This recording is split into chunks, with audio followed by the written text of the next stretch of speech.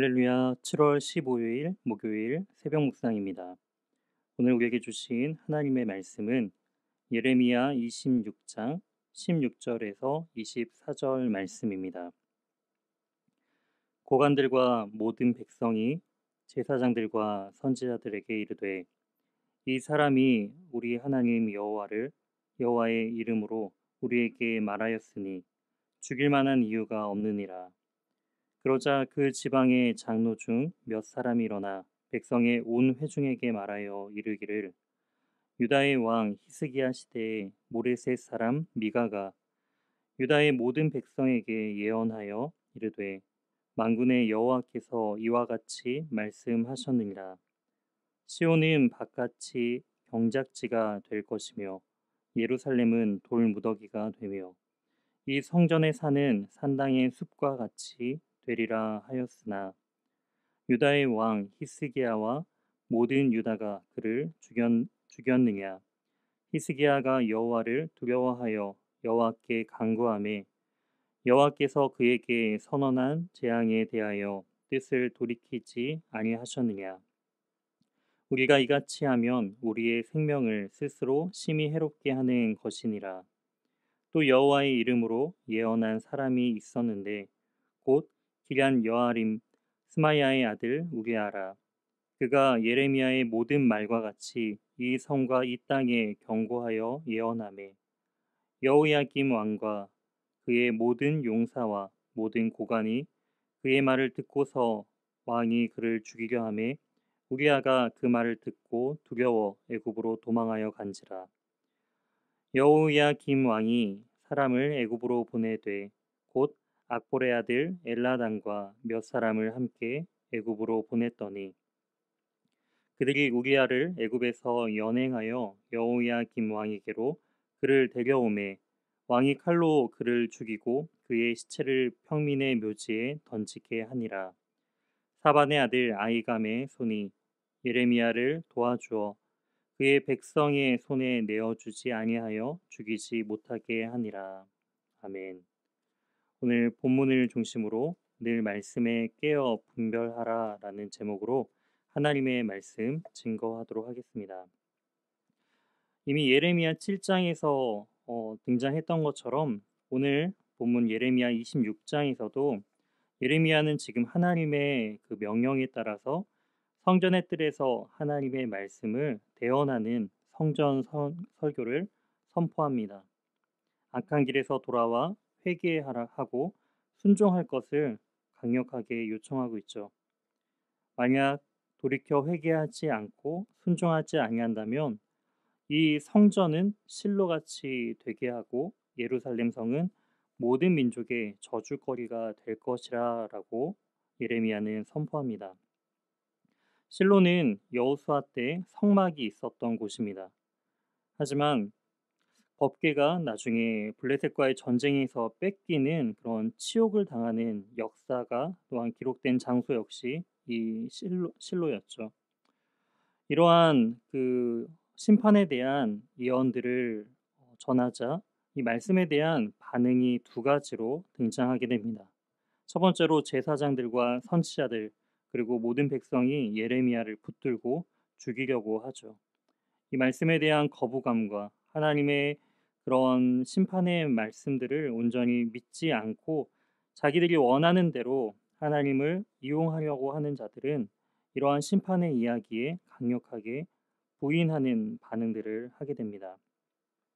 그랬을 때 이제 또 한 그룹의 다른 반응들이 나타나는 것을 볼 수가 있는데요. 오늘 본문 16절을 통해서 우리는 볼 수 있듯이 고관들과 또한 모든 백성들은 이 예레미야를 죽일 만한 이유가 없다라고 또한 예레미야를 옹호하며 그의 말을 또한 믿는 그러한 부분으로 나타나는 것을 볼 수가 있습니다. 여기서 말하는 모든 백성들은 하나님의 말씀에 반응하는 백성들을 의미하고 있습니다. 즉 말씀이 선포되면은 하나님의 말씀을 온전히 따르는 무리와 또한 완강히 거부하는 무리로 나눠진다라는 것이죠. 그리고 장로 중 몇 사람이 일어나서 이제 실제적인 역사적인 인물을 인용함을 통해서 예레미야의 그러한 사역들을 옹호하는 부분들을 볼 수가 있습니다.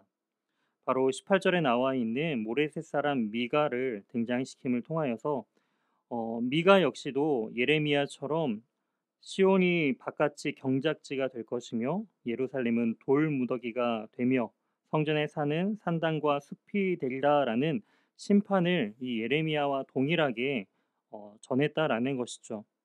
그리고 이 미가의 그러한 이 심판에 대한 하나님의 메시지를 전했을 때 당시에 그 왕이었던 히스기야가 그 말씀에 반응하며 회개했던 사례를 또한 들고 있습니다. 여기와 관련해서 또 한 명의 인물을 소개하고 있는데요. 20절에 나와 있는 바로 스마야의 아들 우기야라는 인물입니다. 이 선지자 역시 예레미야와 동일하게 예레미야가 전했던 그 하나님의 심판의 메시지를 그대로 전하였습니다. 하지만 이 히스기야 왕과는 다르게 이 여호야긴 왕은 그 심판의 말씀에 또한 분노로 반응하는 것을 볼 수가 있습니다. 이 우리아를 잡아서 죽이려고 하니까 이 우리아는 애굽으로 도망가죠. 여호야긴 왕은 사람들을 보내서 끝까지 이 우리아를 찾아내서 결국에는 애굽으로 도망갔던 우리아를 다시금 끌고 와서 이 여호야긴 왕이 직접 칼로 그를 죽이고 시체를 평민의 묘지에 던지는 그러한 끔찍한 사건이 나타나게 됩니다. 이처럼 복음에 대한 반응은 두 가지로 나타나죠. 예레미야의 말을 들은 사람들의 반응은 그 히스기야 왕과 여호야긴 왕처럼 극명하게 나눠지는 것처럼 또한 제사장 그룹들과 선지자 그룹들 그리고 이 말씀을 받아들이지 못한 모든 백성들은 예레미야를 죽이려고 하지만 또한 말씀에 반응하는 자들은 또한 예레미야의 그 말에 온전히 그 예레미야가 죽일 만한 그런 다른 어떠한 것도 찾을 수 없다라고 옹호하는 것을 볼 수가 있습니다. 이처럼 복음에 반응하여 돕는 손길을 주님께서는 또한 붙여주신다라는 것이죠. 고관들과 또한 24절에 나와 있는 것처럼 사반의 아들 아히감이 예레미야를 또한 적극적으로 도와주는 것을 볼 수가 있습니다. 이를 통해서 우리가 알 수 있는 것은 여호야김 시대에는 그 요시아의 그 아버지였던 요시아의 종교 개혁에 반응하면서 또한 이 종교 개혁의 우호적인 관리들이 여전히 살아서 생존했음을 알 수가 있습니다. 하나님의 말씀에 반응하여 또한 그 시대 가운데 그 종교 개혁을 경험했던 자들이 예레미야의 이러한 심판의 선언들을 또한 들으면서 반응하고 또한 예레미야를 보호했다라는 것이죠. 하지만 이후에 종교 개혁의 우호적이었던 이 관리들은요, 나중에 바벨론의 포로로 먼저 끌려가게 됩니다. 그래서 시드기야 시대에는 이러한 하나님의 말씀에 반응하는 관리들이 없어서 더 심각한 박해 가운데 나아가는 또한 예레미야의 모습을 볼 수가 있죠. 이처럼 우리 역시도 이 하나님의 복음에 어떻게 반응하는지를 우리 자신이 돌아볼 수 있어야 합니다.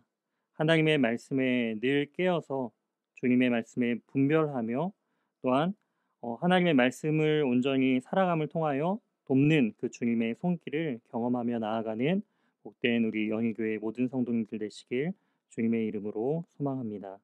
함께 기도하시겠습니다. 하나님 감사합니다. 예레미야가 성전뜰에서 하나님의 말씀을 담대히 선포하며 나아갈 때에 사람들은 두 가지로 반응합니다. 그 말씀에 온전히 반응하지 못하며 오히려 예레미야를 죽이려는 무리와 또한 그 말씀에 반응하여 또한 예레미야를 돕는 그 무리들을 바라봅니다.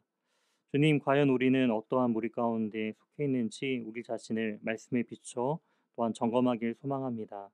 하나님, 하나님을 우리의 삶 가운데 어떠한 수단으로 사용하는 것이 아니라 주님 자체가 우리의 참된 목적이요 우리의 신앙의 이유임을 깨달아 하나님의 말씀에 온전히 반응함으로 순종하는 복된 우리의 모든 인생들이 될 수 있도록 인도하여 주시옵소서. 오늘 하루도 주님과 동행하며 주님의 그 돕는 손길을 온전히 누리며 나아갈 수 있도록 인도해 주실 것을 믿사오며 이 모든 말씀 살아계신 예수 그리스도의 이름으로 기도드립니다. 아멘. 다음 기도 제목을 가지고 함께 기도하시겠습니다. 오늘 말씀을 기억하며 신앙의 연수와 직분을 자랑하지 않고 늘 말씀에 깨어있는 사명자로 거듭나게 해달라고 기도해 주시기 바랍니다. 이어서 코로나19의 조속적인 종식과 교회와 모든 성도들의 안전을 위해 기도해 주시기 바랍니다. 특별히 코로나 확산세가 너무나 좀 많이 확산되고 있는데요. 그 부분이 빨리 이제 조속히 종식되어서 다시금 우리가 하나님을 온전히 예배하고 또 함께 모일 수 있도록 기도해 주시기 바랍니다. 이어서 박재훈 담임 목사님에게 하나님의 은혜와 능력이 충만하여 연희교회를 잘 이끌어갈 수 있도록 기도해 주시기 바랍니다. 네 번째로 박모세 유덕기 선교사님의 사역과 또한 가정을 위해 기도해 주실 때 특별히 선교와 또한 전도위원회를 감당하고 계시는데 잘 섬길 수 있도록 또한 유덕기 선교사님의 건강 회복을 위해 함께 기도해 주시기 바랍니다. 마지막으로 김성희 이 집사님 혈액암 치료를 받고 계십니다. 건강이 빨리 회복될 수 있도록 함께 기도해 주시기 바랍니다.